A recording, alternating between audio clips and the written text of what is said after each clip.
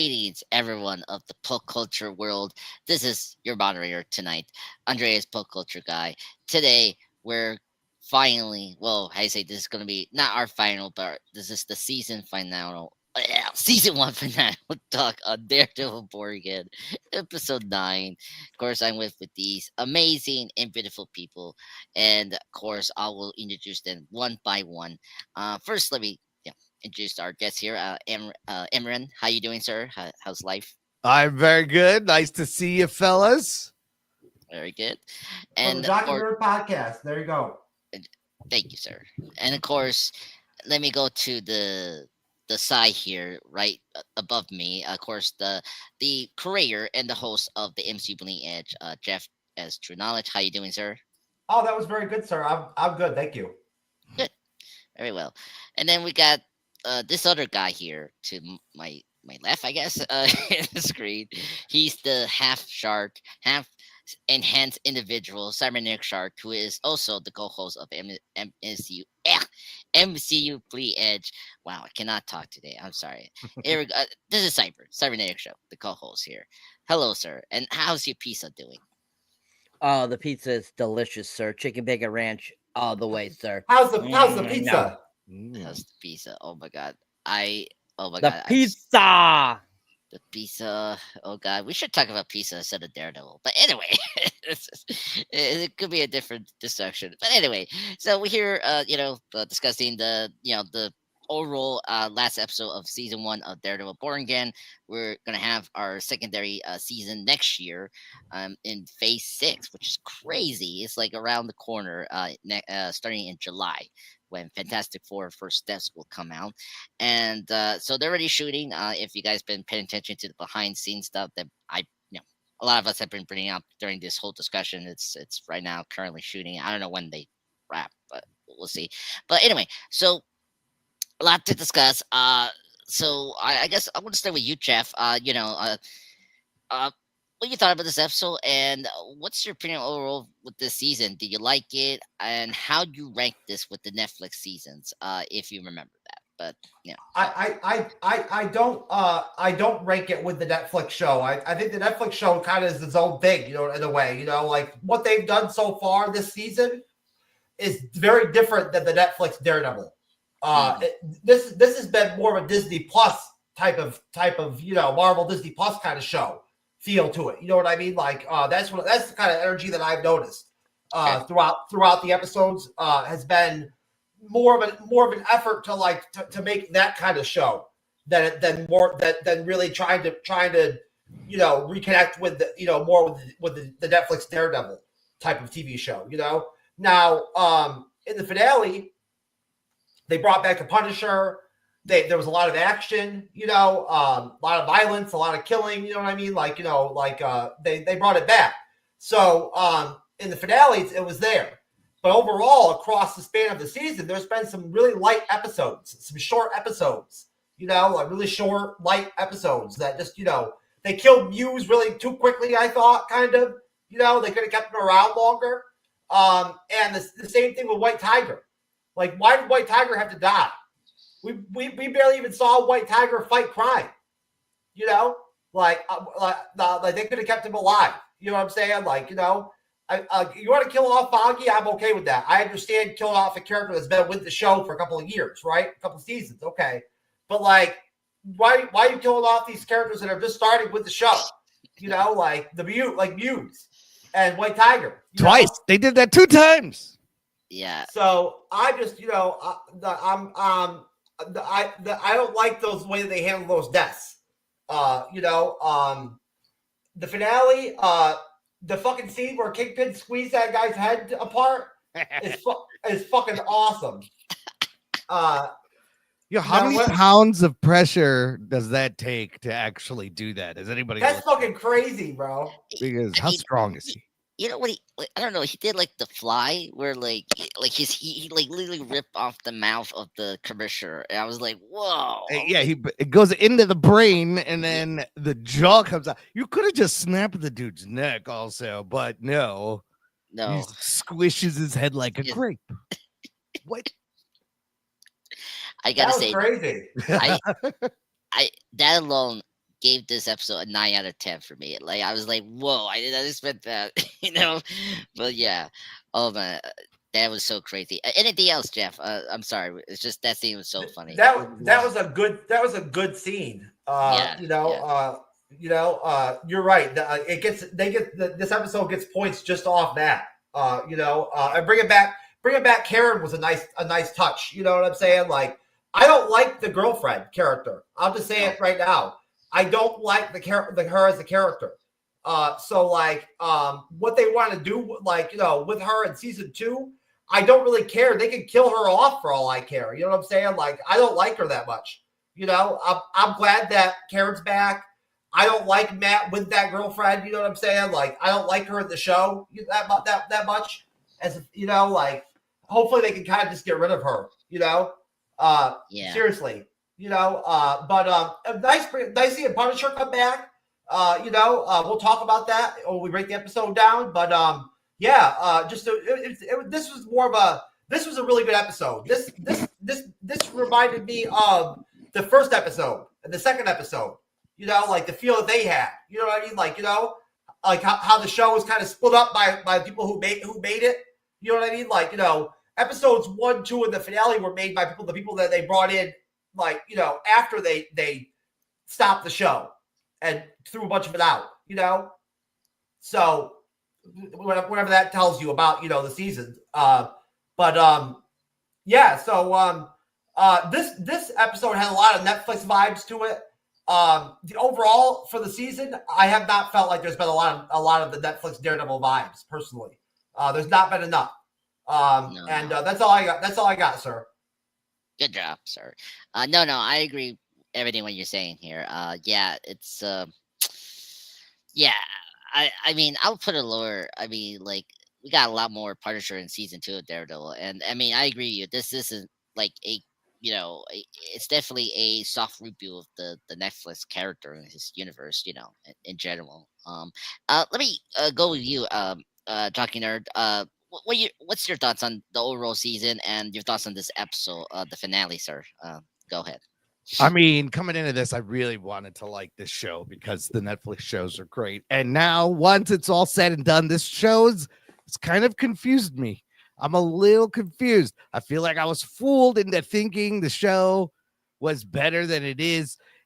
Now that we see the parts that were stitched together clearly. So, as to your point, Jeff, directors Benson and Moorhead directed 8 and 9 in episode 1. And they all have their style, the lights, the colors, the camera movement. Episodes 2 through 7 are like a whole different show. That's the shit from before that they kind of forced in. And then 1, 8, and 9 is its own story. So as a satisfying finale, I wasn't really quite satisfied because they didn't really bring any closure to anything and just had the whole season. It becomes a setup for the second season, which is a little annoying. Now, there are great elements. Whenever we did get some action, it was mostly good. However, that last episode, the fight with Muse was edited so bad that I was so surprised. I was like, oh my God, look at this. So 8 and 9 gets better. The finale is okay. I may even like 8 better than 9. But overall, the show is it's kind of disjointed. It's really disjointed, a little choppy. And even in 9, the way they go from scene to scene and move through the story, it's really choppy. There's something weird about it. I don't know if it's the soap opera lighting. There's something off about the show that doesn't make it as good as it's the tone, Imran. It's the tone. I mean, they're swearing. It's violent, which is crazy for a Disney show. I did not expect that. So, and there's really good elements. The performances are good. The people cast are really good. I'll agree with Heather, though. She's an idiot. Why does she still think Fisk is right? And she's like, oh, Daredevil, Muse is the same thing. And I'm like, he just saved you. You were there. Don't you remember? Why are you an idiot? So Deborah Ann Wool's presence definitely was missed. And when she comes back, her and Charlie Cox have amazing chemistry. Those blue eyes are just piercing. And she brings a certain quality back to it, right? It really works. And the Kingpin and the task force, we'll get into all that. Some crazy shit, but I'm still a little confused. It's good. It's cool. Yeah. I saw one of the people, some of the reviewers brought up something that was a good point. Like this, and you brought up episode 8 was like, okay, I see the new creators' voice and their Yeah. vision of the show Yep. way more than like the last couple episodes that we saw. That was, you brought up before, all the repatch and all the like the leftovers from the original premise of the show before it got retooled. They did the best they could do with what they had, and then not wasting money. They didn't want to waste those. So yeah, and for a show not too expensive, they did a really good job of making the show look good. Like it wasn't yeah, there was some shoddy CGI, but like it wasn't as bad as like Secret Invasion or like, oh my gosh, She-Hulk. Like this felt prestige, and like it felt like at least a a confident TV network budget and all that. Saber, sir, your thoughts on the overall season and the finale, sir? Oh, maybe I'm here. Don't worry. Okay. I don't want you to feel pressure because you're eating. I'm fine, people. Jesus. I don't want you to just turn take me a into- second. Just take I don't a want you second, to okay? become. I don't want you to become Pizza Hut. This the computer pizza- sometimes likes to take the poker and put it somewhere else. Okay. Oh my god. Just deal with it. Just deal with Okay. it. Okay. Anyways, my overall impression of this first season of Daredevil Born Again, I enjoyed it. For what it was, I enjoyed it. I haven't completed watching the Netflix Daredevil seasons yet. I have not seen all of season 2, and I haven't seen season 3. I've seen season 1. But overall, I think that, compared to the Daredevil series on Netflix, they're two completely different machines. And just like Jeff said, this is definitely more of a DC or an MCU TV show versus a Marvel Netflix show. So definitely two different beasts there. But overall, for the finale, I really enjoyed the finale. I thought it was a really fun, episode. I definitely feel there wasn't closure, just like Imran was mentioning. I definitely feel that because, they didn't really give closure at all. And, basically Daredevil kind of like pooping it out at the end there, like, oh, Karen telling him, no, you shouldn't do that. You're injured, was just like so stupid. I'm sorry. That was just stupid. Yeah. So, I mean, it really did give you really much closure. So, overall, I would say that for a, finale, it's decent, but it didn't give you really that final feel of a finale, like what, on a regular storyline. And just like Imran was saying, yes, because they did so many reshoots and changes to the story, it definitely is disjointed throughout the whole entire series because we're dealing with, one storyline and another storyline that weren't originally supposed to be together. So, definitely that you could feel that. And so I think that's probably one of the reasons why they ended up making it and pushing it as more of a catalyst for season 2 or AKA season 1.2, because this was supposed to be 18 episodes, this original whole first season. So, I think that, that's kind of another reason why it didn't feel completed too. So there's many factors I feel why it didn't fit, but for what it is, I thought it did a decent job and was enjoyable. And I think overall the season was very good. There was definitely better episodes than other episodes. The one thing I did notice about this episode, as soon as I saw it, was the BBB report was back, and I was like, "Oh, Jeff's gonna be happy. Jeff's gonna be happy. The BB report's back." And so I was like, I had to give that, throw pops out to that. As soon as that popped, I'm like, oh, Jeff will be happy. I said out loud. But other than that, like, it's a very solid, I think, conclusion for what it is, like I said. And they definitely could have done it better. They could have given us closure. But I feel they kind of gave us a little bit of closure when we got the post-credit scene. So I think that helped a little bit too. So overall, I thought a really great first season, decent, and a decent finale. Thank you. Yeah, I agree.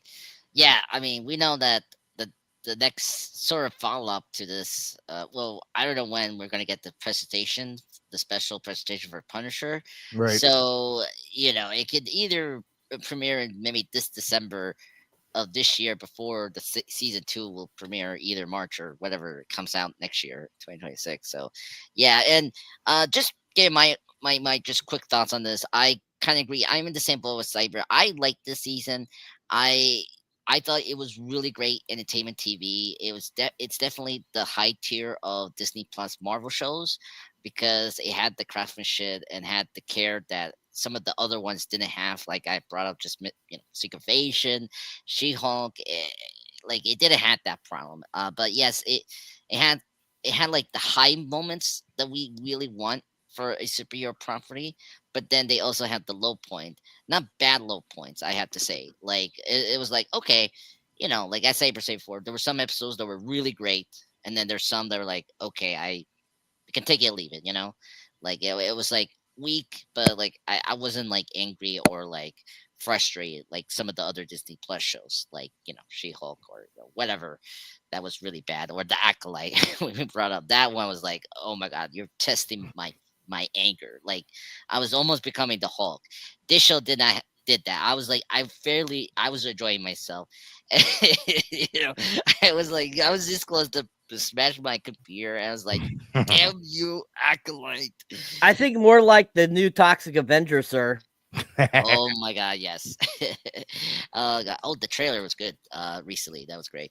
But yeah, Toxic Avenger. But yeah, I gotta say I agree with you, Jock and Nerd, about the performances. I mean, Charlie Cox and Vincent D'Onofrio did such an amazing job for this season. Like, this is the reason you watch the show, is that like they're amazing. And I gotta say, I was more engaged.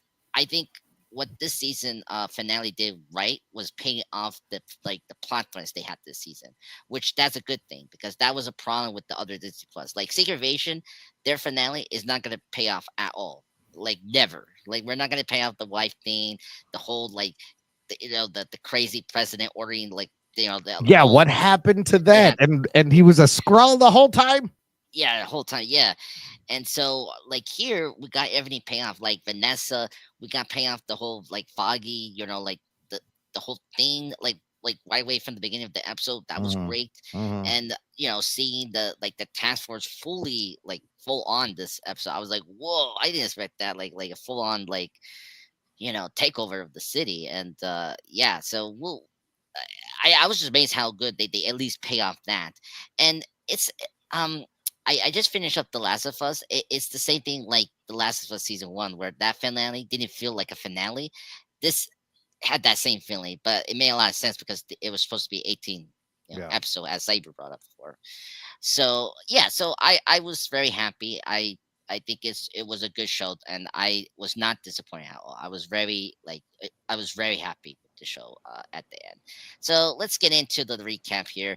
And speaking of last week's episode, we quickly get like a recap. The beginning of the episode shows like what happened last episode with, Matt had this shocking decision to like take a bullet for Kingpin after Point Dexter, aka Bullseye, escaped from prison and like wants to assassinate Kingpin because he kind of feels betrayed, right? But after that, we get a really interesting flashback a year before the events, right? Taking where Feige is going to get killed, right? Vanessa meets Point Dexter and make him an offer to set him free if he does her a favor, which now confirmed. So this is where I was like, oh, okay, they're starting very strong. Like they're paying off the last week's episode that someone did hire Point Dexter to kill Foggy, and it was obvious it was Vanessa, but it was good that we finally confirmed that. And yeah, and then after that, cue the credits, and then we come back to the present where we find Matt being treated for his gunshot wound. He's in the hospital, finally regaining his consciousness, and he has two ladies in his or I say the two new ladies we have this season, as Heather and Kristen are there.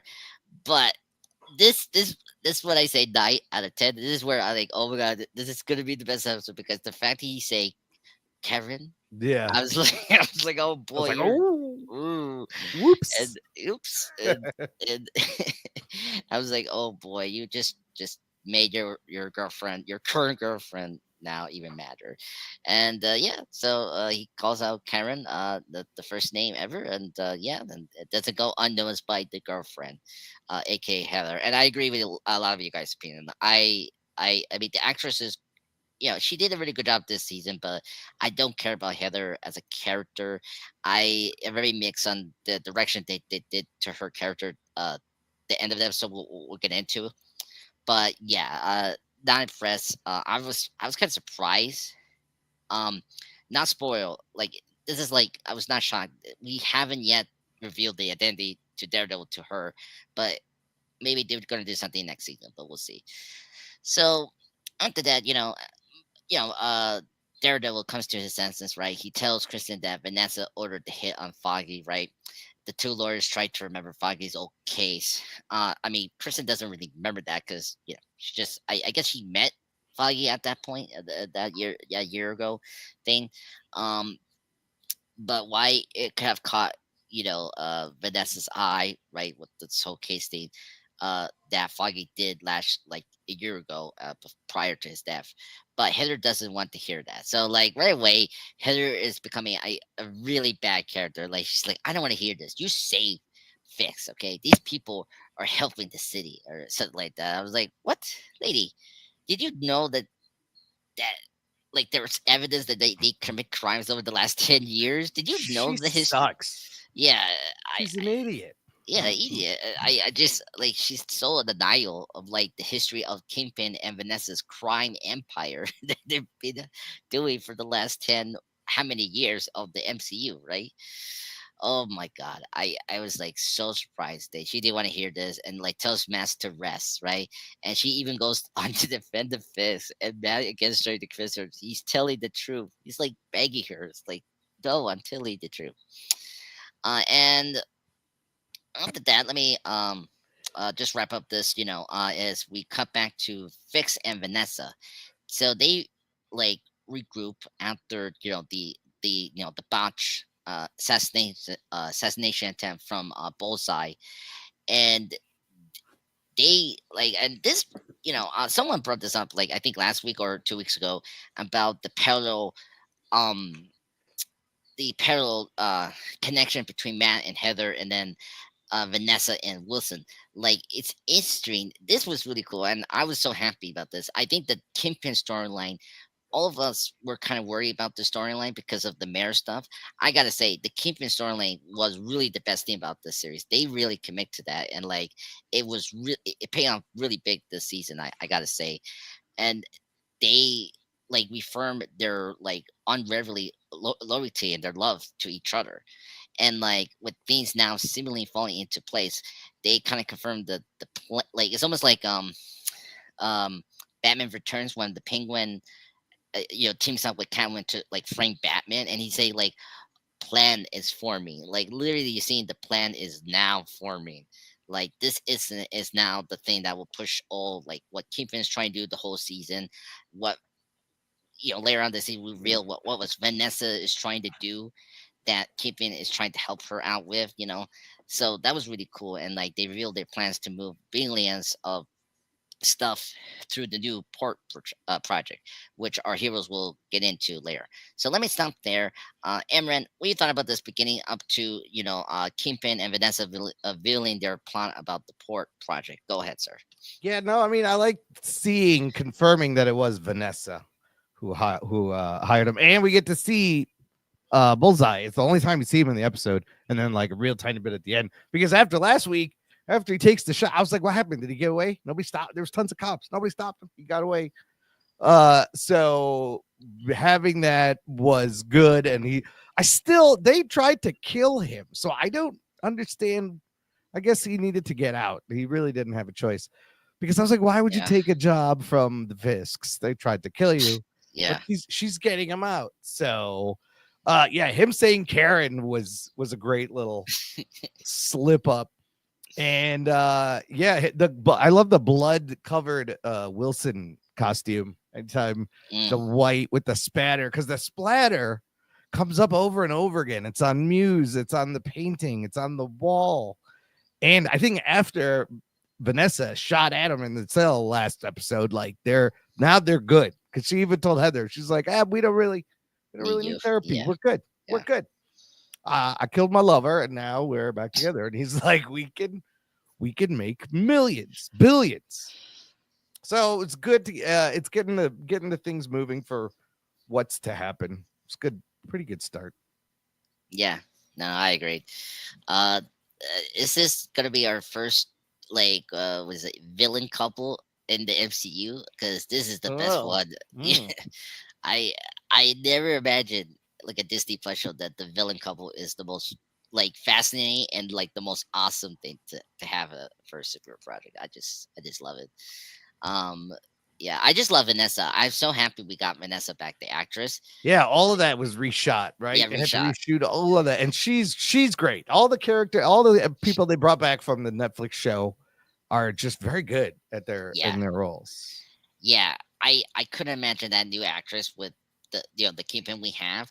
Yeah, it was good they brought her back because she just really connects with this version of Kingpin very well.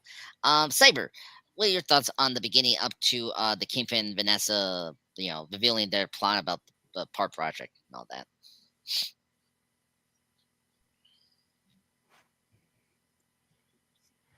So this part was, I thought it was okay. I didn't think it was anything that special. I thought definitely we could have gone a little more in a better direction that could have, summed up some things a little better. Of course we have, Matt in the hospital after he's been shot, taking this shot for Fisk.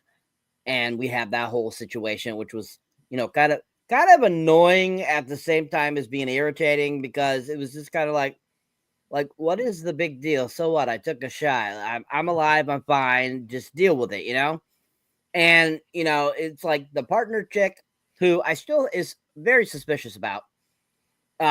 She's like, we need to talk, after you're better and stuff like that. I'm just kind of cracking up, like, and my first thought was like, Matt, just go into business by yourself again, sir. Don't have anybody. Yeah. Just go into business by yourself and be Daredevil, sir.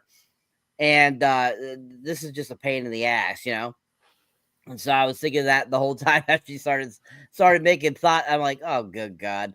And then, of course, the girlfriend character who I agree with a lot of people that I feel she's very unnecessary for the film or for the show. And I don't really think she's anything that great. I'm not a huge fan of what she brings to the characterization either. I don't think she's anything that great of an actress. And I think that overall she just didn't really bring anything or put anything really to work for her character in the show. So I wasn't super impressed with her. So she was just kind of irritating in that sequence too. It's like, just go away. Just go away, please. Thank you. And, but, the whole, Fisk and his wife, basically giving out the plot of their thought process. It's interesting, but at the same time, it's kind of like, okay, all right. That doesn't seem like very big fish to me, but it's definitely the direction they're trying to say that they're trying to go in. And that's what they're going for and what they want to pursue for their domination of New York. And, the evolution of, Fisk's wife throughout the series so far, her becoming more evil and evil every time we kind of come across her. It's kind of interesting that, they're making them out to be like this power couple. And I'm like, this is definitely something interesting. I don't know. I'm not very familiar with the Daredevil comics. I don't know if in the comics they had a power couple thing going, in the comics at all. But I think that's a kind of an interesting arc to go with, and kind of a different way of like kind of making, Kingpin this other type of like very different type of, super bat villain, and give him something different and kind of like a different cohort and different, like approach. So I thought that was kind of interesting that how they kind of have her evolve into like becoming like female Kingpin almost. So I think this section's pretty decent. It's okay. Nothing that special. Gets us going into the episode, gets us thinking, And overall, I think that it basically leads to the episode really getting going and getting into the meat of this episode. No, thank you, Cyber. Yeah. Speaking on the relationship from the comic books, the stuff I read, see, Vanessa, like, is just the wife in the comic books, and like I think in the Frank Miller run, if I remember correctly, she gets in trouble with another mob because they want to get Kingpin back in New York because a prior thing they did with him and they want revenge, whatever, and she gets in trouble and stuff like that. But she would never get in close to the business of Kingpin. It's almost the stereotypical thing of like the Godfather, right? Like, Michael Corleone's wife is aware of it, but she never, like, she doesn't question the business, right? And like, if you've seen the Spider-Verse movie, the first one with Kingpin, like, she's always sick and dying. Sick and dying, a lot, many times, and he's got to save her. Yeah, and I totally agree with you, Cyber. This is like the first time, first the Daredevil show done a really good job of reinventing Kingpin as this, the arch enemy of Daredevil completely with the background and all that they did for him for first season. But the way they developed Vanessa as a character to like be, almost like the Electra version of Kingpin, becoming now an even more bad guy villain is really cool, and I like the new approach here, and it's the best thing about this season, which is cool.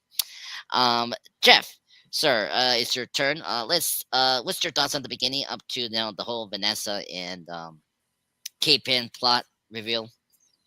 Well, it's already been talked about, plenty. I think the opening. So I'll just say that I don't care for the girlfriend character. The opening scenes with her really just don't do anything for me really that much. I'm glad that they kind of removed her from the episode after that. And all the scenes with Kingpin and Vanessa are great. Their conversations and and everything, whether there's conversation or action or whatever, like they're always good on screen. They have good chemistry. The opening is just kind of an okay opening, to like with any episode, it kind of this episode kind of takes a while to get revved up,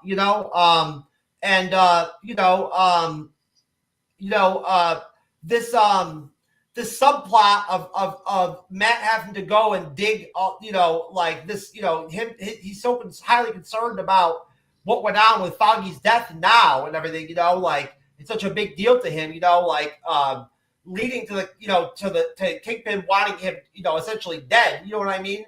Like later on in the episode, it's somewhat interesting, I guess, but I don't know. The plot of this episode lacked a little bit here and there, like in some areas. Could have been a little bit fuller, I think. Or they could have went a little bit different directions with certain stuff. But that's pretty much it, sir.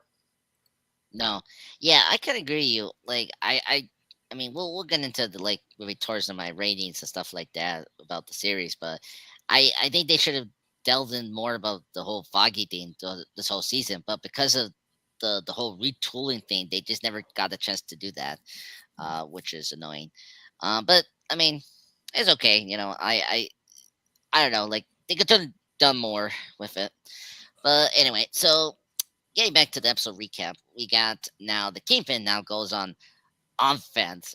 This scene was great. Like him like just like talking to, I guess, his let's see, let me make sure. Yeah, his whole like staff people, because after that he's like, this is out of control. Like he goes to offense, declaring all out war on the vigilantes and the superheroes of New York. So he's unleashing his vigilante task force, and he orders Buck to head to the hospital to take care of the good lawyer once for all. You see, when you get there, pretty much kill the man without fear. So that was cool. And by the way, MVP of this season is Buck Cashman, best hitchman ever. Any superior property. Just love this guy.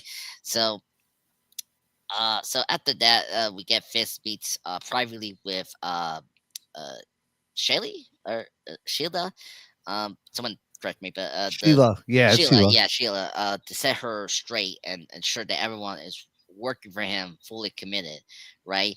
In the whole, and then this part we get into like the whole where she runs into Commissioner Gallo, and he who urges her to stand against Fisk with him, and she voices her support and abruptly, reluctantly to help him, right?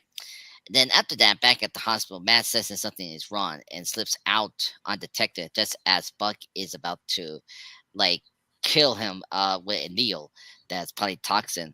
And while this happened, this was a cool moment. This was crazy. So pretty much, uh, in the meeting of the mayor, we get a little tidbit from the commissioner that he's gonna shut down the whole pirate grid of New York, and so everything just went blackout, like almost like 1977 blackout of New York. But here we're in modern times, and and this is how it'll be like almost like an accident, or like like literally Matt will die like in natural causes by the wounds that he had from the shot from both sides, right? In this completely darkness, and of course I'd say Bucket is 2 minutes too late, and then so after that, we see uh, Matt heads to home where he finds the Punisher. I was like, when he starts talking, and he's back. He's sporting a new haircut, and right away, I mean, this is where I was like, the best episode ever. 9 out of 10. Frank Castle is back. When he's like, no coffee. I've been waiting for you.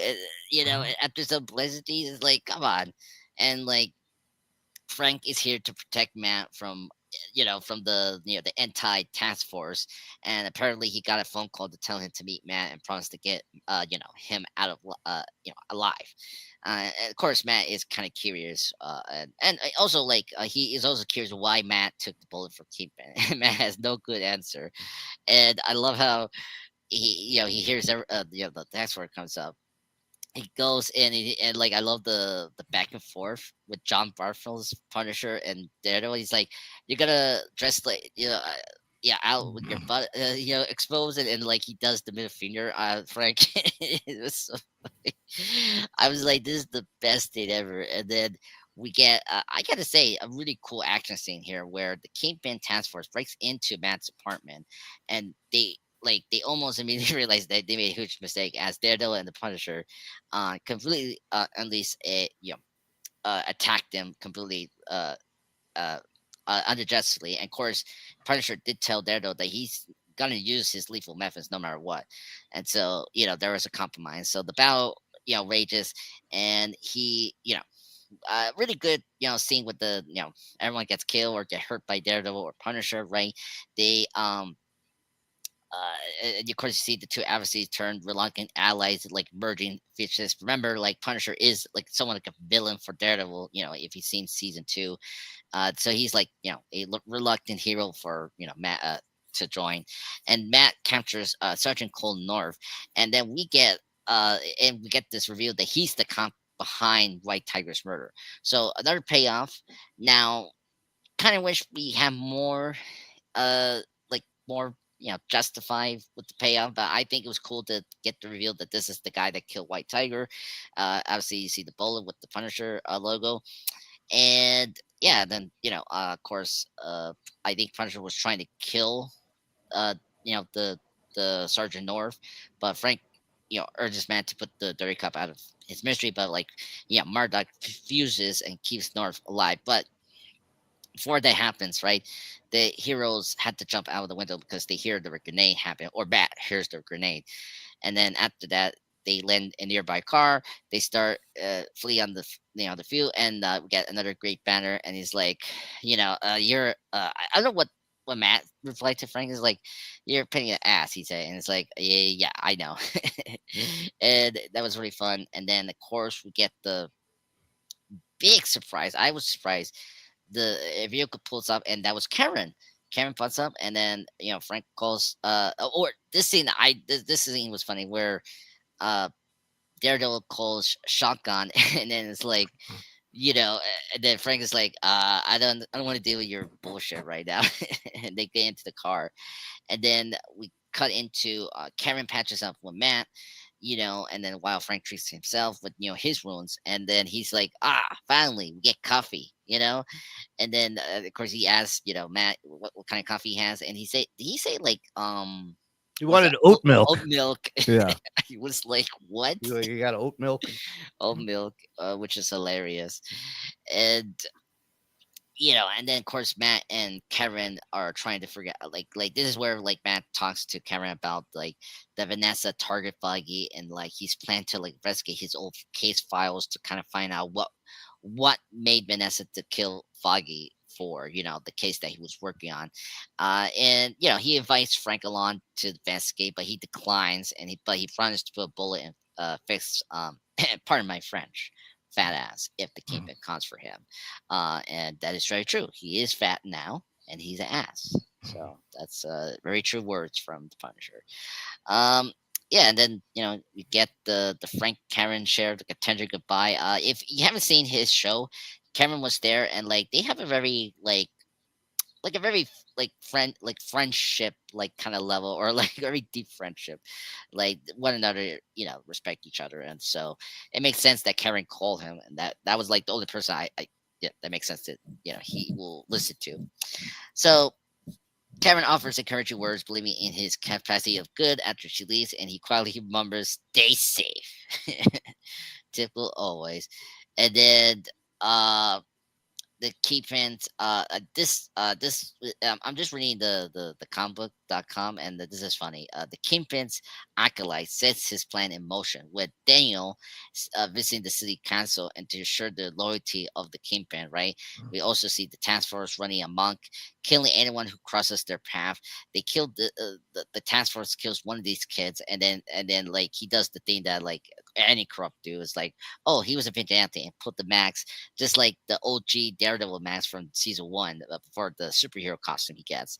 So yeah, and then yeah, let me stop there before we head to like Matt Karen doing the the files. Jeff, what you thought about the return of Castle up to seeing the whole like mob thing in New York City with everyone getting killed by the task force and all that, and the whole Daniel visiting the city council thing. That's the end point. Go ahead, sir. Yeah, I really like all the Punisher stuff. I really like him using that. I like seeing him use his knife. When he stabs the one guy in the scene, it's a great. Yeah. It's a good stabbing. Very violent. You know what I'm saying? Very Netflix Daredevil, very Punisher. Kind of stabbing.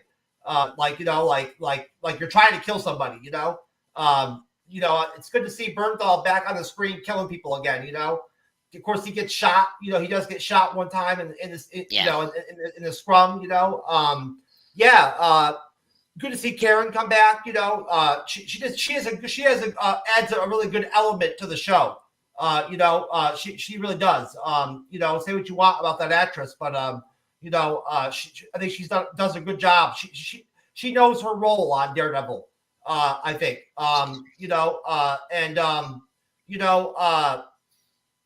Seeing Fisk turn the power off is kind of weird.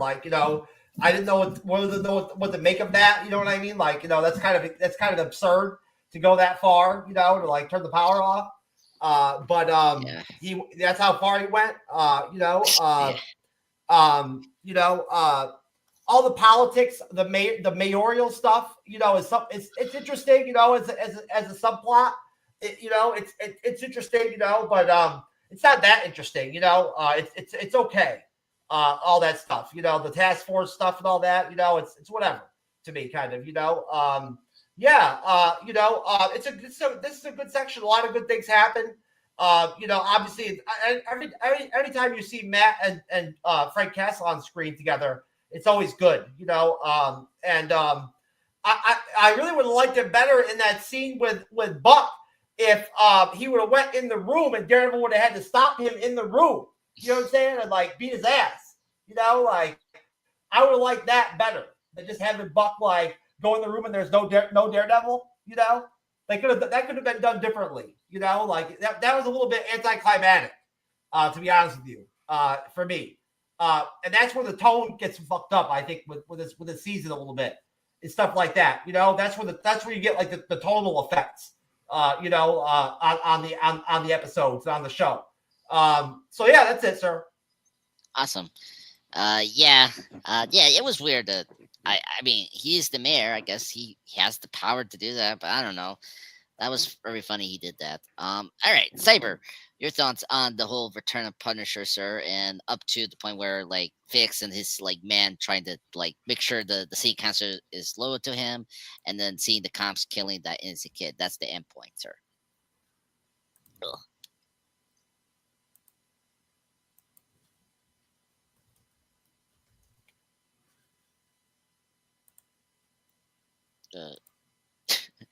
Okay. You talking to me? Yes, I'm talking to you. Yeah, I didn't hear you. All I heard was silence. That's all I heard. Okay. Internet problems, folks. Anyway, tell me your thoughts on the return of the Kingpin. Not the Kingpin. I'm sorry. The return of the Punisher, up to the point where we're seeing the Kingpins like Daniel and all that, like making sure that his like followers are like following his rules and all that. Go ahead. So, I mean, this section is really fun. I mean, this is really, we get into the meat of it. The return of Frank Castle, John Barenthal's Punisher is really fun. He makes that great coffee comment, which was super hilarious. And, Matt does the great slip at the hospital from getting killed by Kingpin's little henchman guy there. And, they have that kind of conversation. And basically end up hiding, and then the task force shows up and they have that great all-out action sequence. I mean, him dropping through the ceiling was really freaking awesome, and I really enjoy the new suit. I think it looks really badass. I think it looks really fun. I think it looks better than the Netflix version, and I think that overall it gives a really great flavor to Daredevil's look. And, that whole sequence, I think, is really action-packed. I mean, Frank getting shot was freaking insane. And, of course, Daredevil using his grapple thing several different times was really cool. I mean, that thing has been used more in this, I feel, than it was in the original Netflix series, I feel, for battling anyways. I feel, because he's, like, actually using it and, like, extending it and pulling it back from people and stuff like that. And of course, through this whole fighting sequence, Daredevil was trying to tell Frank, don't kill anybody. You're just kind of like, are you an idiot? Like, you got to kill these people, Daredevil. These are not people you want to keep around, because I've already seen you didn't get any justice when Bullseye went to jail. And it's like so kind of stupid at the same time. Like, I get what you're trying to do, but at the same time, it's like, dude, these guys need to be put down. There's just no helping these people. There's no way of changing these people. They are insane. They're Kingpin's lackeys. You don't want to keep them around. So I think what Frank's doing is far superior than what Daredevil is just kicking their ass. So I think that, that's really fun. But that interchange throughout the whole fight sequence is kind of funny. And when they they get all done doing their deed, and they have to jump out the window before a blast, and so that was really cool. And then of course the whole Kingpin kind of weeding out those that aren't supporting him is I think totally something that he would do. And it was not shocking. I totally saw this coming, especially because, he wants only those that are loyal to him, Mm-hmm. So it's kind of like, in order to have a successful organization like Kingpins, you have to have only people that are thinking just like you and want to do stupid shit and kill for no reason. And so, we have seen kind of Michael Gandolfini's character, how he's kind of progressed towards that. So we already knew he was a part of the clan. But then as you see, as they're through this section, they show the different people being told this stuff, shown the initiative and all this kind of stuff. They're just kind of like, shit. And, but after we get to the point where they, we kind of see who's kind of in cahoots, you're like, yeah, that's obvious. That's kind of obvious. And, but that task force is just freaking insane. How many people and stuff like that. But going back to that fight sequence too, the one like kind of like head honcho guy having his hand stuck against the wall was freaking cool, and him ended up being killed by Punisher. What Daredevil's like, no, you can't do that, Frank. It was absolutely hilarious. But the reintroduction too of Karen, that was interesting too. Having her come back. I know a lot of people hate Deborah Ann Wool. I personally think I don't think she's that great of an actress. I never thought she did, even when I saw her in True Blood. And she definitely, I feel, is just more looks than anything. I don't think she's like anything that great. But I definitely feel that, since her tenure on the previous show, in this series, I thought she's done better than she has in the past. So I was thinking that she was a little better than she was previously. So I have to give her props for that her acting has gotten a little better. So I have to give her that. But her like reintroduction, you're kind of like, oh, that's not shocking.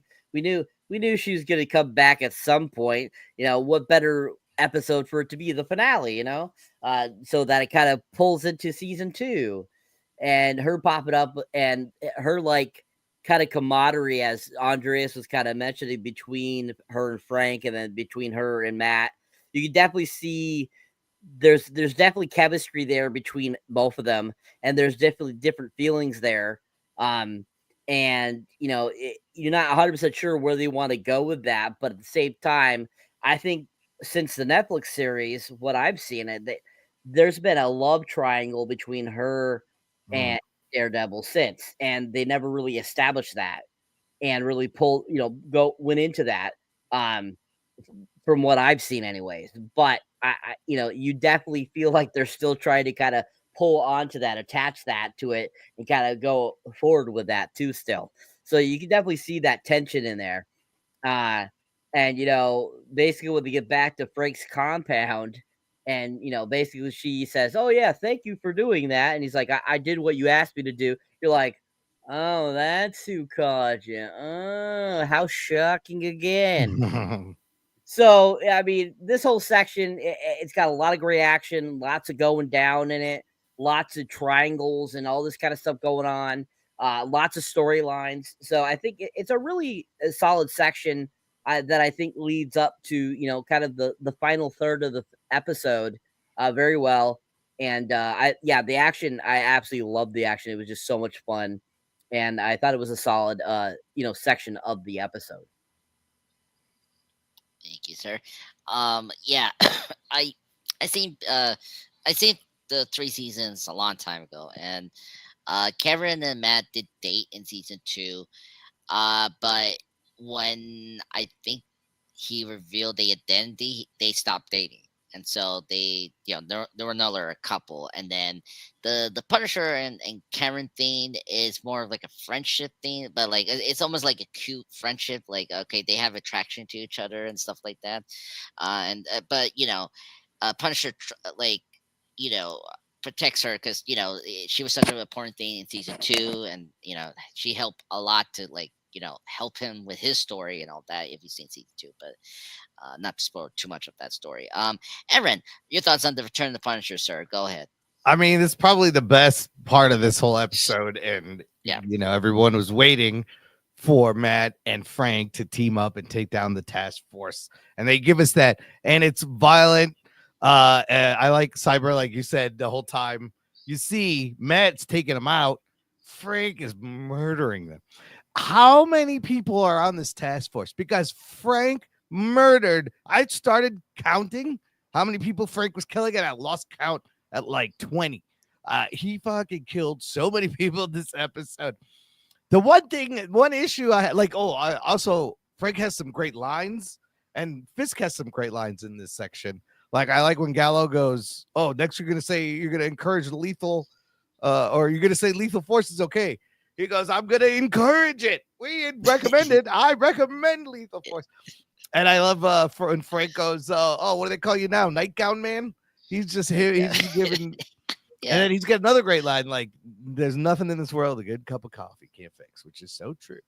Yeah, that's true. But I like when he shoots the guy through the head and through the table at the same time.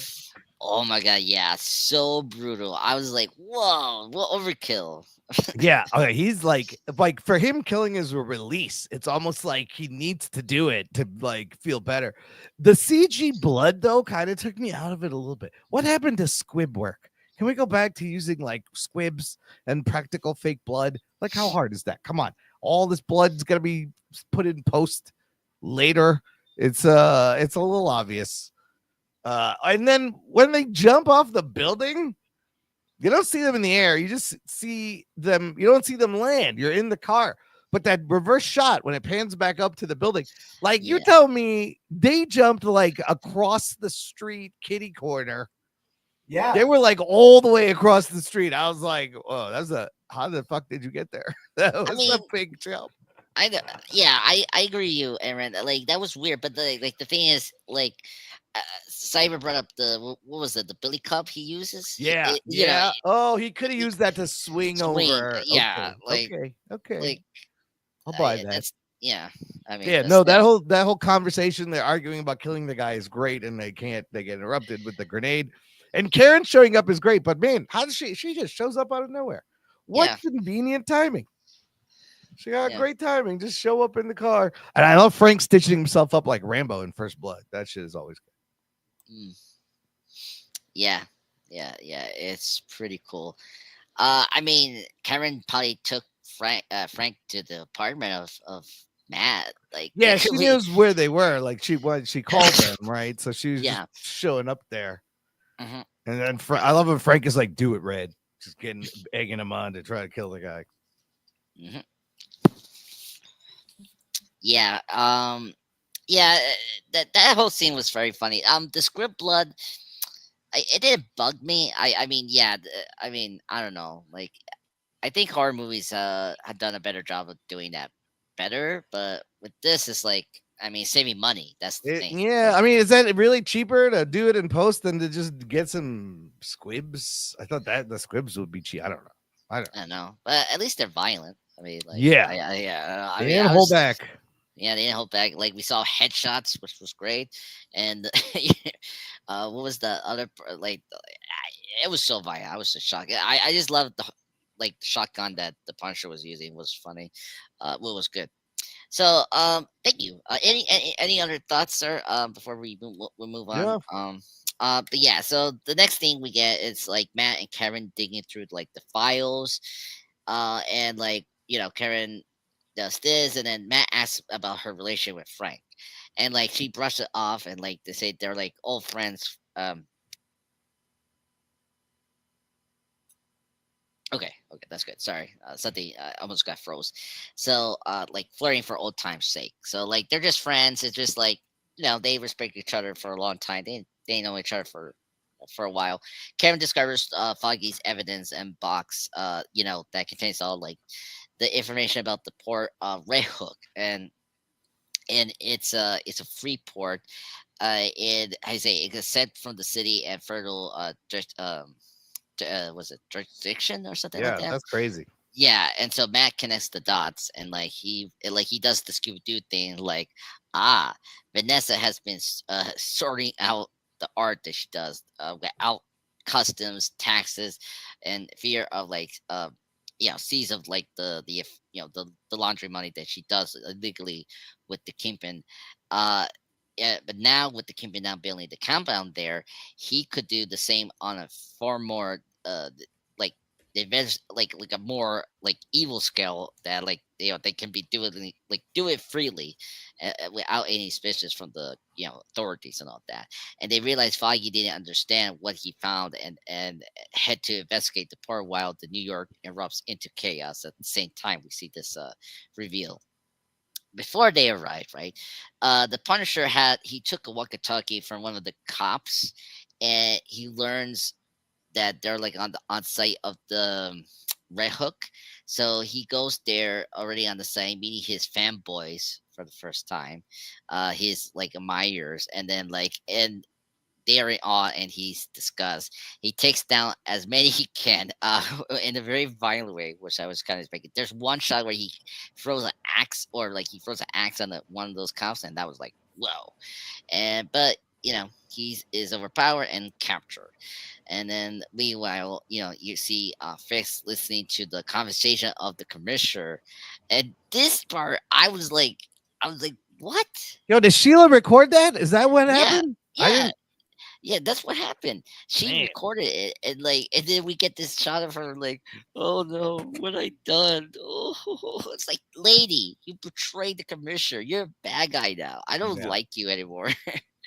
so so that was like the death mark of the commissioner. So yeah, we learned to terrify. Sheila has betrayed the commissioner, and now the commissioner's in a grave danger, which we know.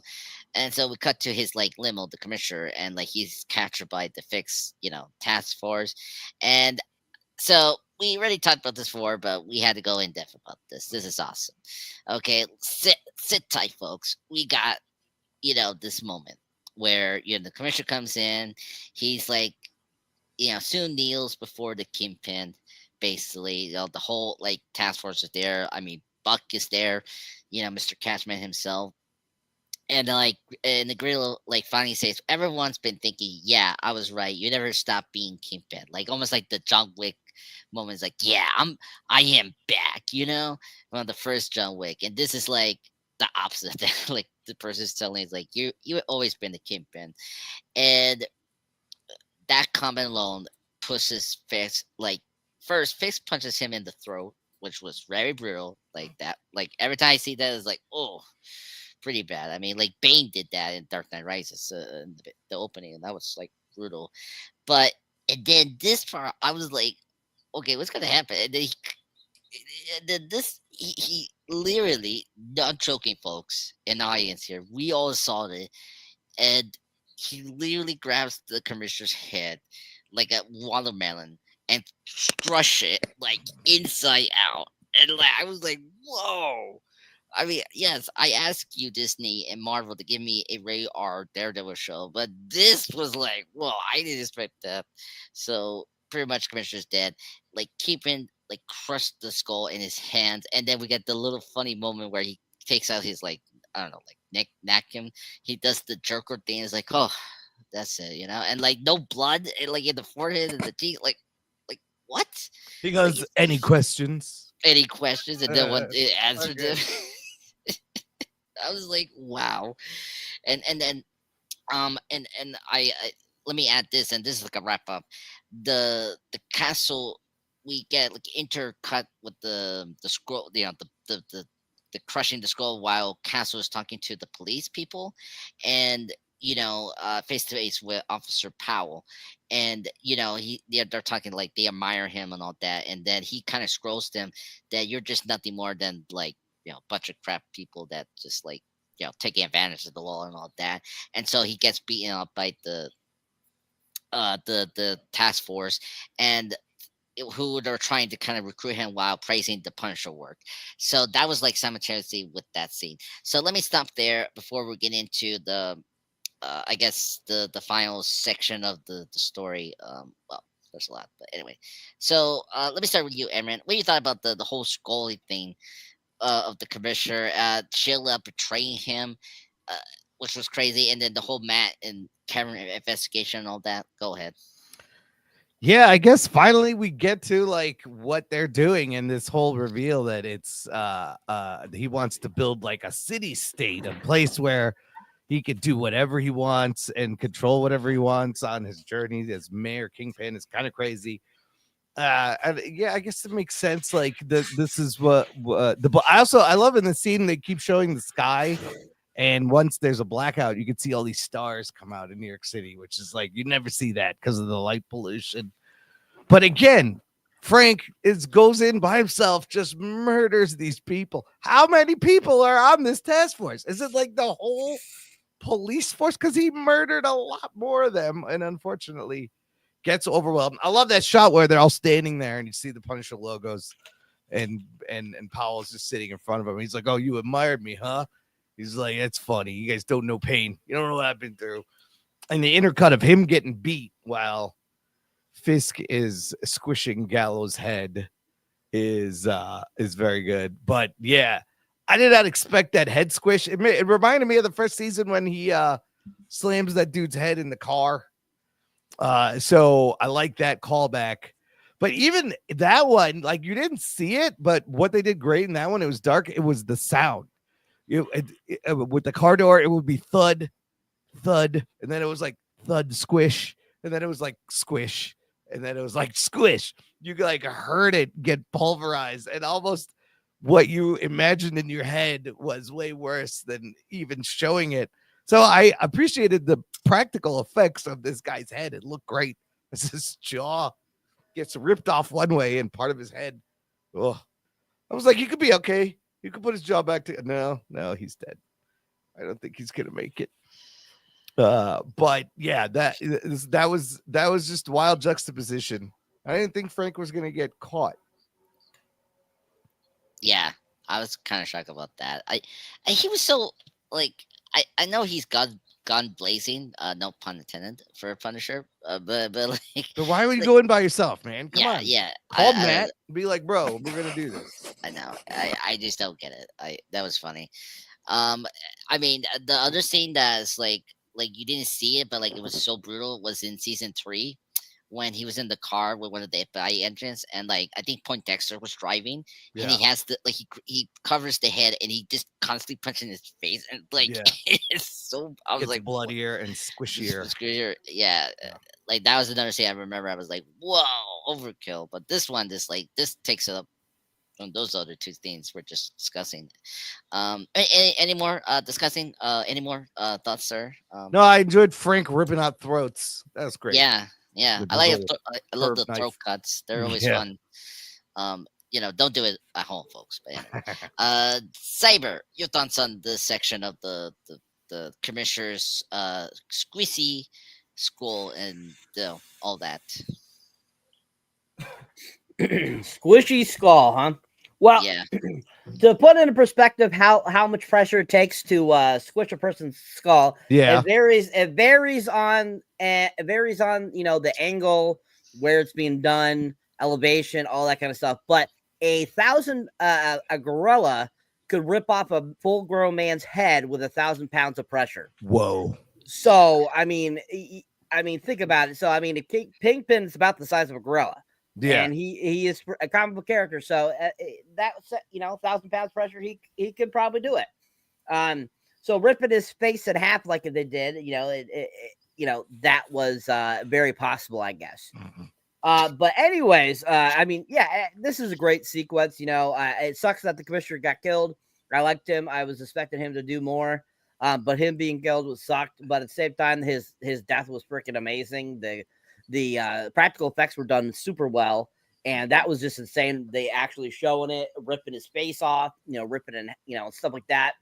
I was just like, wow. I mean, they really went hardcore here. I was like, nice, great way to end the season with this really great epic takedown. And then Frank being beaten and stuff like that was kind of cracking me up, because I'm like Frank's been through worse than this. I mean, this is nothing for Frank.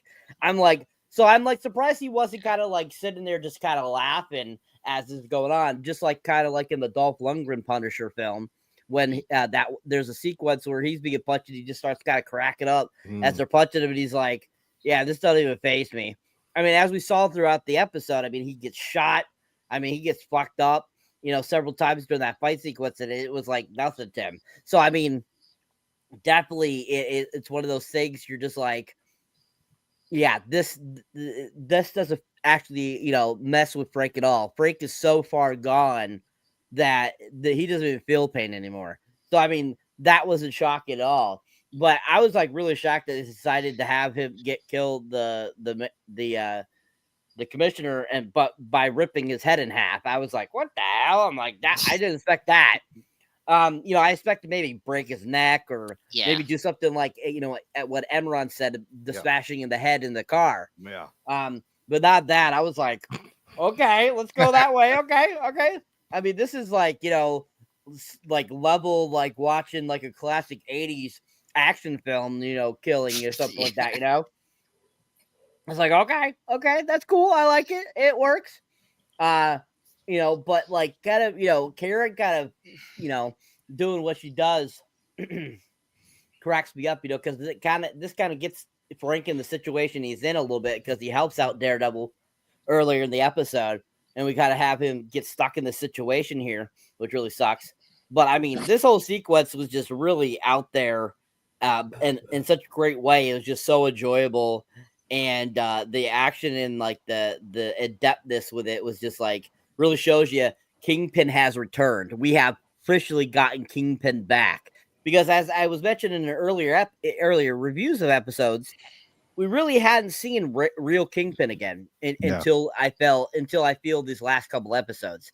He is officially Kingpin again, and that is fantastic to see because that's where D'Onofrio, I mean, amazingly plays the character. He is so good at playing this character, and he does it great in all types of aspects. But when he gets like physical, violent, something like that, D'Onofrio just pulls it to the nines. It is always amazing. So I got to give him props for how good he did that scene there, because he just did an amazing job. But I think that this sequence is really fun. I mean, like I said, who doesn't like a great action-packed gore fest, especially if you're a dude?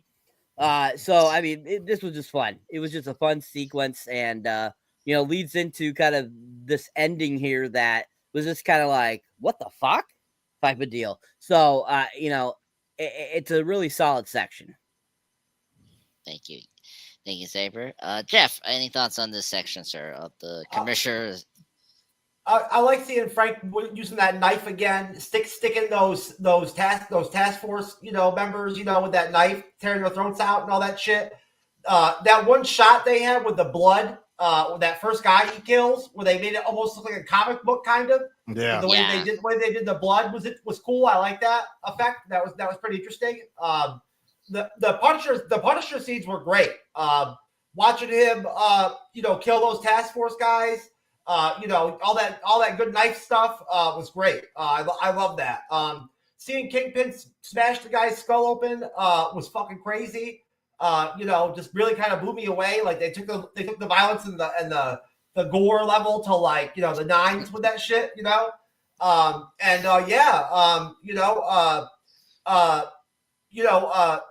overall, the subplot with Karen and Foggy and the files is kind of boring a little bit, it's kind of whatever, you know what I mean? Whatever episode, and then the ending is kind of whatever too, of this episode. It doesn't really, not a lot really happens after this. That's all that poignant at the end of the day. That's pretty much it, sir. Yeah. Thank you. Yeah. Well, actually, it's good that you read up the Punisher stuff. Like this is the same people that did the Punisher show. The showrunners they brought in to like retool the whole show after the first one didn't work out. So like this was how the Punisher was like grounded, like almost like Batman Begins, but like it did have like a style to it, like what we're seeing right now with the Punisher stuff. But yeah, I like the stuff too, as you were saying for Jeff. So just wrapping up the thing, as like the ending was kind of like The Last of Us, where like okay, we're pretty much completed the whole story, where now we Cyberpunk 4, we now officially have Kingpin back and Daredevil back again. So not a big surprise. And like it was kind of like okay, it's right there. So we did Matt and Karen observing the docks, right? And I do agree with a lot of you guys. Like, where did this corrupt task force army come from? Like, did like Kingpin did like an interview? Hello, sir. I like your corrupt background. You should join my task force. During these last 3 episodes, we didn't see behind scenes stuff at the port. There's so many of them at the so port. Where other people came from? Yeah, I was like, wow. And I mean, again, there could be Punisher fanboys. These are Punisher fanboys, so they just like, yeah, let's do this, So they serve it, and like Matt, the typical Matt he is, like he thought just like Frank, he was going to do exactly what Frank did stupidly to go and attack these cops, right? And like Karen stopped him. Is like, no. First off, you are pretty bad shape. I mean, you got shot in the chest, by the way, the last couple of days, right? And so like you need to recover. And so she convinces him to like leave the fight for another day and retreat and like regroup and try to plan this out. Because the next day, like, let's face it, like this season was like really Kingpin season. It was like Empire Strikes Back. Like the bad guy actually, like Yeah. this was like He wins. he wins. I was like, wow, I didn't expect that. Like, oh, like so, like Kingpin has won the day. He offers like first up, he made like a was like like a mayor like conference like telling the city like we have made it through the night, we we survived, we won, and the last part he say I love New York and like he has that like scared face. I was like, okay, that's creepy, please don't do this again, Kieran. I know you love New York in a very sick and demented way. and then and then this was like, I don't know what you guys like. Did you have like this moment where like I throw this like this napping in the floor? I was like, damn it, Heather, why you want to accept a job for Kingpin?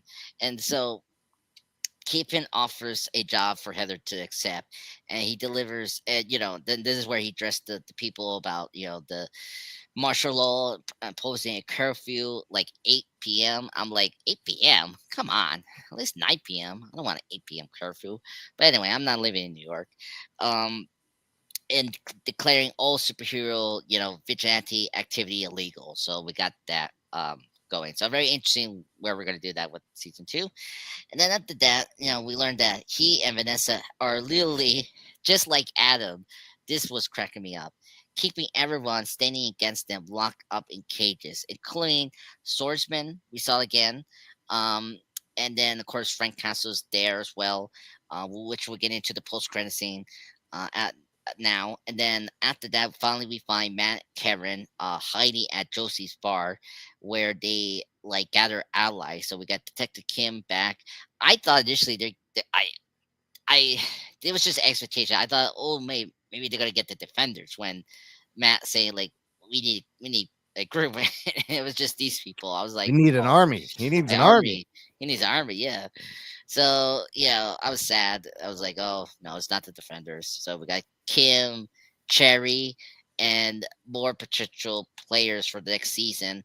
Um, I mean, it's not spoiled, but like Bullseye could easily join this team because he doesn't like the Kingpins and he like was betrayed, and he will not know that Vanessa did set him up, right? So he can join as well, and then we also get some shots of like some of the other players, like Angela. Was it Angela, the niece for White Tiger is there. We can easily set her up with the group, as becoming the new White Tiger. That they can do that, and as that's a little more possible, right? So we see that, and obviously, what is it? Kristen, we see last thing with Kristen continues working on Foggy's case, so she got the case, which I was kind of surprised with that. And then, of course, Matt delivers a speech. We always love the speech, like you guys love Transformers movies, right? Because of the speech of Optimus Prime. This is Optimus Prime. We hear blah, blah, blah. It's like, okay, Optimus, I get your speech. I'm like, I want to leave now. I need to go to the bathroom. Okay. So Matt does that. He does his speech. It's like, the next season, I'm going to take you down, Keeping. And then cut. That's the end of the episode. Everyone's is defeated, but it's going to be the Return of the Jedi, folks, for Daredevil. But wait, there's more. There's more. A post-credit scene. I was like, yes. And we got Frank Castle, and oh my god, this is the best post-credit scene ever. It's like, hey, who are you, sir? And I don't know this guy's name. I'm just gonna name him Frank. It's like, No, his name was Anthony Petruccio. It's a good name. It's a strong name. Strong name. It's like Petruccio, eh? Hey, I want to shake your hand, sir. And like, it's like, okay. It's like, boy, don't go there. Yeah, that And guy's an idiot. Idiot. Who falls for that? Who falls for the shake my hand trick? Come on. I mean, this guy, I don't know who is this? Like, is he like a junior trainee cop or something like that? He didn't read the manual. Yeah, exactly. He didn't read the manual, and he didn't know what Frank Castle is. All right, so he's pretty much dead. I mean, presumably. Yeah, Prancher is escaped, and I don't know if he's gonna release the other prisoners, Yeah. but we'll see. Yeah. So, and then that's it, and that sets up the special presentation that we got confirmed this year that John Franklin is going to write with the other person from the Punisher show. So yeah, that's going to be exciting. And that's it. So that's the end of the episode. So a lot to pack. I mean, it's pretty simple. I mean, Jeff brought this up. Let me go with you, Jeff. You say what you thought about this whole final section here? Of this episode. It's kind of what it's all. It was whatever. You know what I'm saying? Like Imran said, it just kind of it's there to to build for season 2. Kind of. You know what I'm saying? Service season 2. And that's what it does. Kind of ties up the storylines a little bit. Tidies them up a little bit, neatens them up. To kind of wrap up the season. In a proper way. I guess they felt. I felt like they could have done some different stuff. Some of the scenes with Kate and with Karen and Matt were kind of unnecessary, like a little bit unnecessary almost. They didn't do a whole lot. They didn't push the plot or anything like that.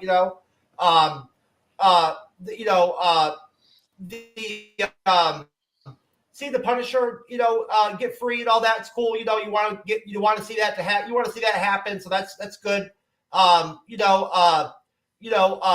The Kingpin is mayor stuff, talking to people and whatnot and all that is cool. It's all right. It's a good ending of a good episode. I agree.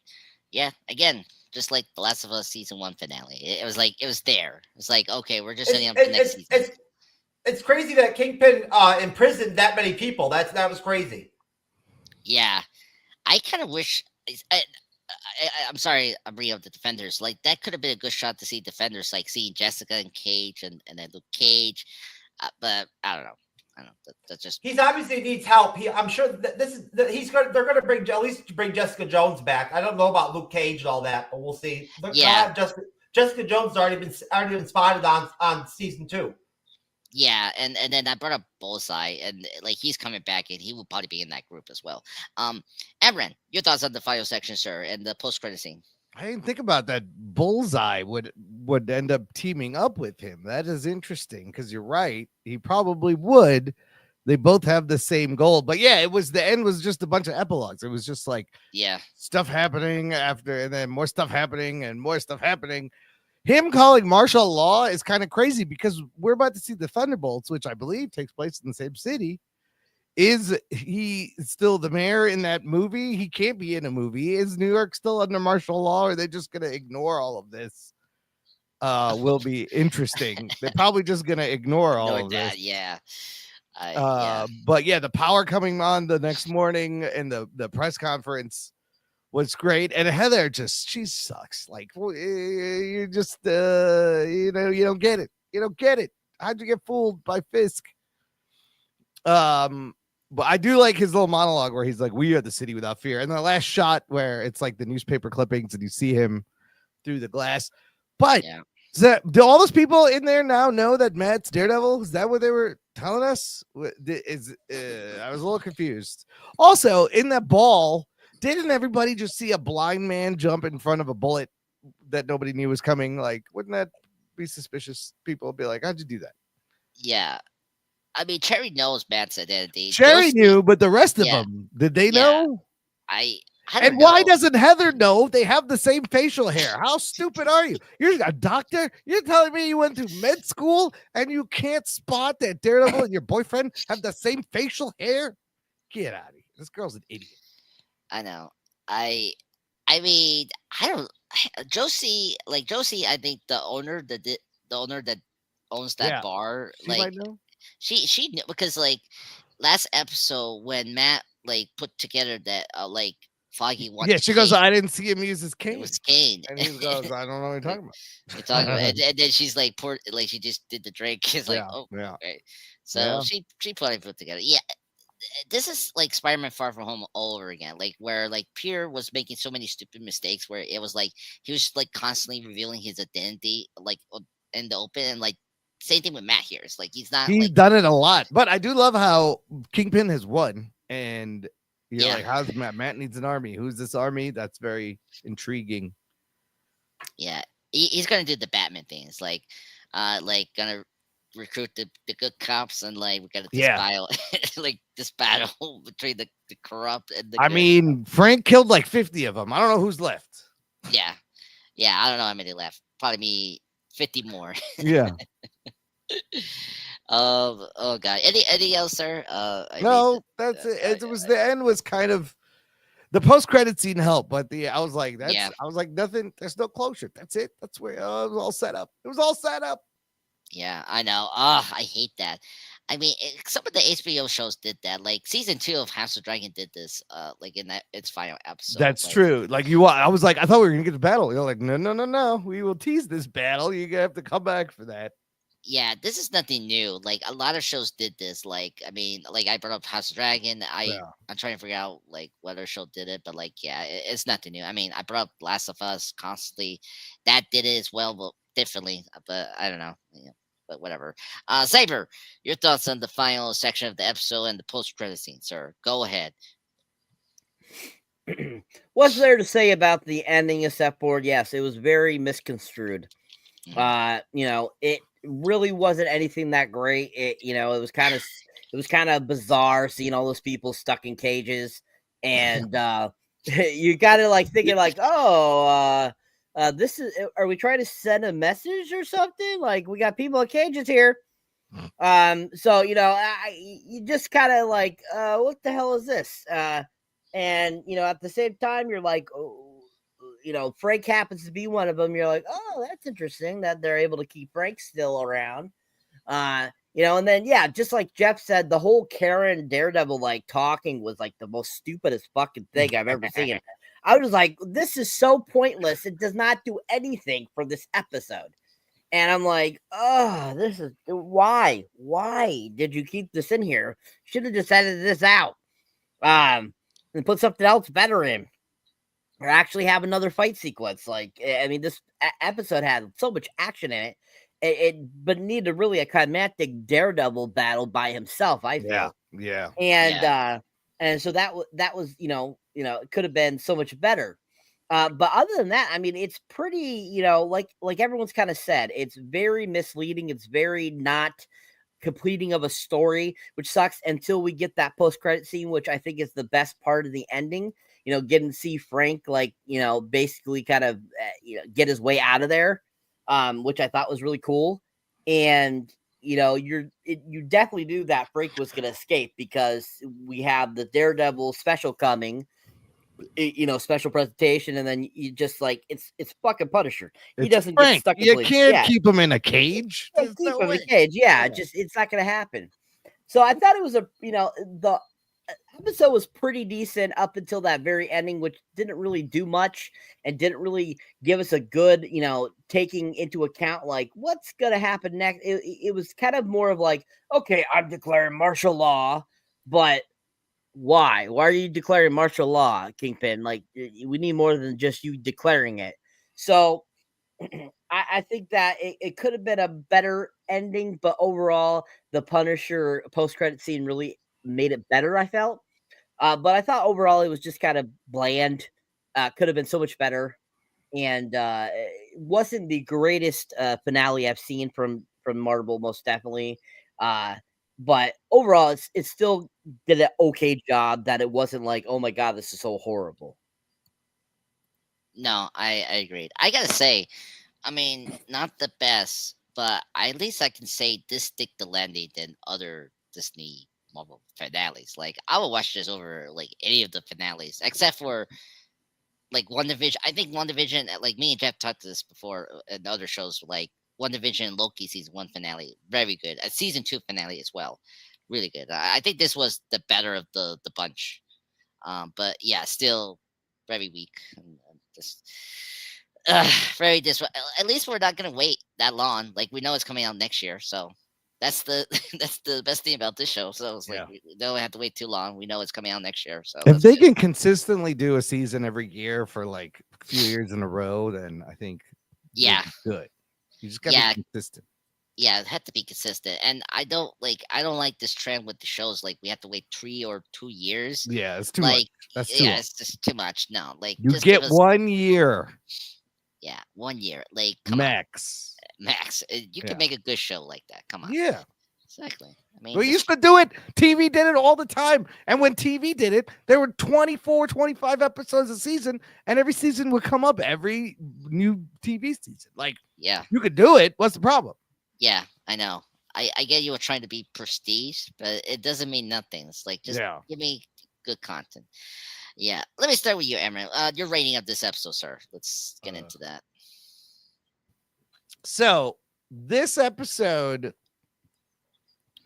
I will give like we said, it wasn't the strongest finale. The whole show has like really good elements. It's not bad by any means. There's good things, but there's a lot of issues. There's some, there's some pacing issues, and there's the creative overhaul. It's a little disjointed. I will give this finale a 7, but overall, I'd probably give the season an 8.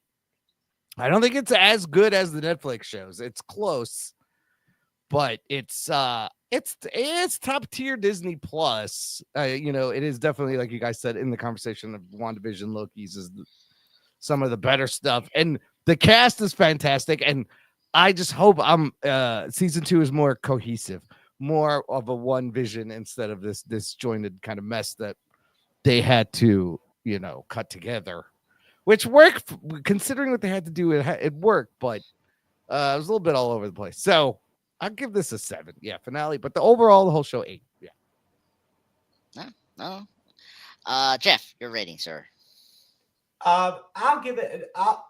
Because I really liked all the action. I'll give the finale an 8.5. Yeah, an 8.5, sir. Awesome. Cyber, your rating, sir. Despite its flaws, I will give it a solid 9. I still think that the action out of all of it was so superior and so good that I have to give it a 9, because the face crushing sequence 9 by itself. So I have to give it a 9. Yeah, and I already spoiled already in the beginning. 9 out of 10 for me as well. That Skull thing, the return of Castle and Karen really amp up this episode. But I like what Imran was talking about, the overall series. If I had to rate the overall series, I will probably give it 8 out of 10 as well. It's definitely top tier. It's definitely in the top 10 tier of Disney Plus shows, but it has its highs, but it has its lows as well, which is sad. But they can improve that next season. I think the creative team knows what they're doing, and I think that's a good thing. And we're going to see that next year, which is great. So I just want to thank everyone for joining us tonight. The Daredevil live recap episode 9. This is really sad. It's over. Our next, actually, we got Last of Us season 2. We got Andor season 2 discussion. It's so exciting.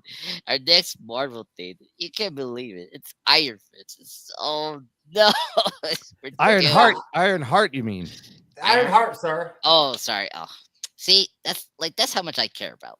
The Ironheart shows. I don't know the name. Yeah, so our next Marvel thing, if everyone wants to know, our next Marvel show is gonna be Ironheart. I'm sorry, but I don't fucking care. Okay, so just saying out there.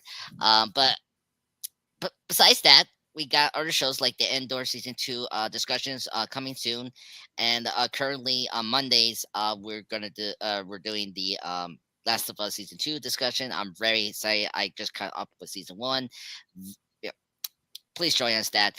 So now let me take it to Jeff, who's gonna plug us out. And thank you everyone. Have a good night. Thank you, Andres. All right, Imran, tell us what's going on Jock and Nerd, sir. Jock and Nerd Podcast. Pedro Pascal is everywhere these days. The last 2 weeks we reviewed two things with Pedro Pascal: Last of Us season 2 and Freaky Tales, little movie that was kind of a fun movie, little montage from the 80s. And then we're gonna see him in Fantastic Four. It's kind of he may be overexposed. But you can join us. We'll be reviewing Sinners. We'll be looking at Andor. Thunderbolts is coming out soon.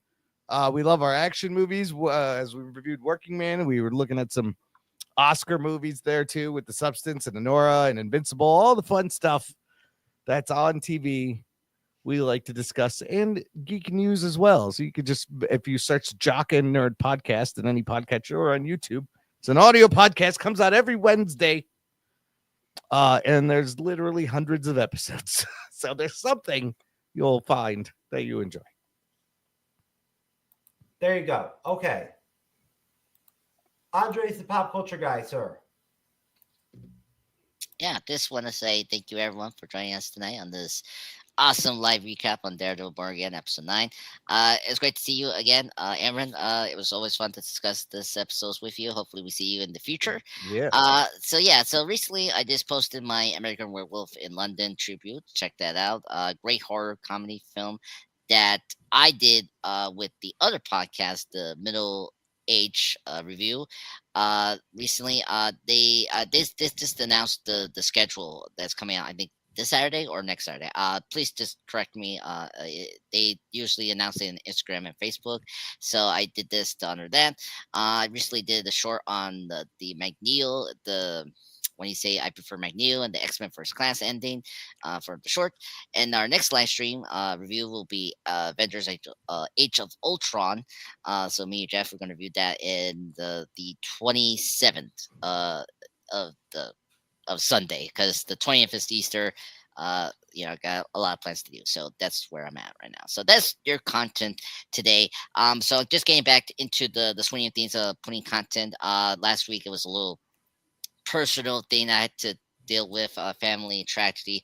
So I'm back again to do more content for you guys. So hopefully it'll be more consistent. So just thank you everyone for being patient with me and my content. I just want to thank everyone for tonight. It was a blast to moderate this episode. It was a blast. Cyber. All right, folks. So if you enjoy me here on the MCU's Bleeding Edge, on the panel or as a moderator, you can check out my solo content. You'll find me under Cyberneticshark. You'll find me on YouTube, TikTok, X, Facebook, Instagram, Threads, Patreon, pretty much anywhere there. As you can see there, my most recent movie review I just put up is The Day the Earth Blew Up, a Looney Tunes movie. It's a new 2D animated film that they finally put out for a Looney Tunes movie, which it's been quite a long time. It's been almost like 20 years since the last time we got one. So it was really great to see one. And this was just fantastic. If you haven't seen it, definitely check out that review. It's really fun. I really had fun making it. It was a real fun film at theaters. I laughed my ass off. It was just so much fun. As you can see there, my most recent trailer reaction, of course, is for the Lilo and Stitch live action remake that's coming out, of course, in May. So definitely check that out too. For my shorts, I just recently put up a couple new shorts for you guys. One of the Electric State. I just finished watching that the other day. Not too shabby of a film. Russo brothers directed it. Stars Chris Pratt, Millie Bobby Brown, to name a few. Stanley Tucci's in it. So if you haven't seen that on Netflix, check out that mini review of it. It's actually pretty good. And then, of course, I have the Amateur mini review up, and Warfare, of course, what I just went and saw in theaters this past Monday. Both great films. If you love war films, Warfare is fantastic and super realistic. It was so well done. Really amazing film. I'll be having more stuff up for you guys soon, more trailer actions, more movie reviews, all that kind of good stuff. So keep your eyes out for that kind of stuff. I'm also, like I mentioned, on Monday, I am going to be doing a Gene Hackman tribute series along with a Val Kilmer tribute series where I'll be reviewing their films. They will be a different type of review compared to my other regular reviews. So keep an eye out for those. I have one of them already filmed. I just got to edit it and put it up. So keep your eyes out for that. I'll be doing several films of theirs over the course of the next several months. So keep your eyes out for that too as well. And I just want to thank everyone for watching our content. All of us here, for everyone on the panel, to us, including the MCU's Bleeding Edge. We appreciate you guys. And as always, keep on watching, keep on subscribing and all that kind of stuff. And as always, please, if you want to help support my channel or the MCU's Bleeding Edge channel, definitely check out my Patreon. I got lots of cool stuff on there for you guys to check out. So check it out. There you go, folks. We appreciate you. Do us a favor. Follow, rate the podcast, subscribe, all that good stuff. We'll see you again on Friday for Unforgiven. We are done with Daredevil. So we'll see you next time. Peace. Tavares, right in the butt. What?